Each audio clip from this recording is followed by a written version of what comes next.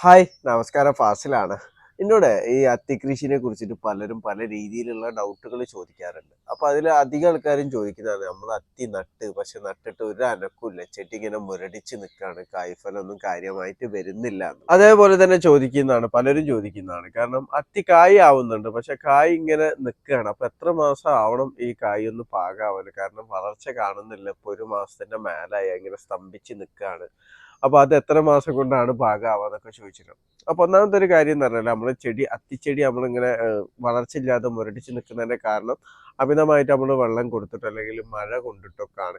പിന്നെ പ്രധാനമായിട്ടുള്ള ഒരു കാരണം എന്ന് പറഞ്ഞാൽ നമ്മളെ മണ്ണ് അസിഡിക് ആയിരിക്കും. കാരണം അസിഡിക് സോയിൽ തീരെ ഇഷ്ടപ്പെടാത്ത ഒരു ചെടിയാണ് അത്തി ട്ടോ. കാരണം നമ്മളെ കേരളത്തിലെ മണ്ണ് അധികം അസിഡിക് ആണല്ലോ. അപ്പൊ നമ്മൾ അസിഡിക് ആയിട്ടുള്ള സോയിലാണ് നമ്മൾ നട്ടത് എന്നുണ്ടെങ്കിൽ ചെടിയായി ചിലപ്പോൾ മുരടിച്ച് നിൽക്കും. നമ്മൾ ഇനിയിപ്പോൾ എന്ത് വളമിട്ട് കൊടുത്താലും ചെടിക്ക് അത് വലിച്ചെടുക്കാൻ വേണ്ടി പറ്റൂല.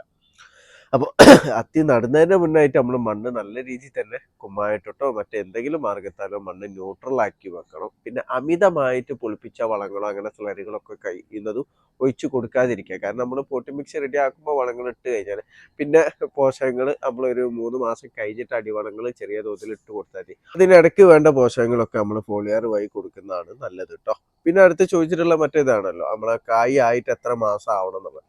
അത്യൊരു പാകമായി കറക്റ്റ് ഇതേ പാകത്തിൽ പഴുത്ത് പാകം ആവണമെന്നുണ്ടെങ്കിൽ 2 to 3 മാസം വരെ ടൈം എടുക്കും കേട്ടോ. ചിലപ്പോൾ 2 മാസം കൊണ്ടും ആവും. അതായത് ഇതിന് പോഷകങ്ങൾ കിട്ടുന്നതിൻ്റെ അടിസ്ഥാനത്തിലാണ്. ഒരു മാസം കൊണ്ടൊന്നും ഒരിക്കലും മത്തി ഇതേപോലെ പഴുത്ത് പാകമായിട്ട് വരില്ല കേട്ടോ. പഴുത്ത് പാകമായി വരുമ്പോൾ നമ്മളെ കളർ ചേഞ്ച് ചെയ്യും. അതേപോലെ മൂട് ഇങ്ങനെ വിണ്ട് കയറാൻ വേണ്ടിയിട്ട് തുടങ്ങും. ആ ഒരു പാകത്തിലാണ് നമ്മൾ പറിച്ച് കഴിക്കേണ്ടത്. അപ്പോൾ ഇതാണ് 2 മുതൽ 3 മാസം വരെ ടൈം എടുക്കുന്നതുമാണ് കേട്ടോ.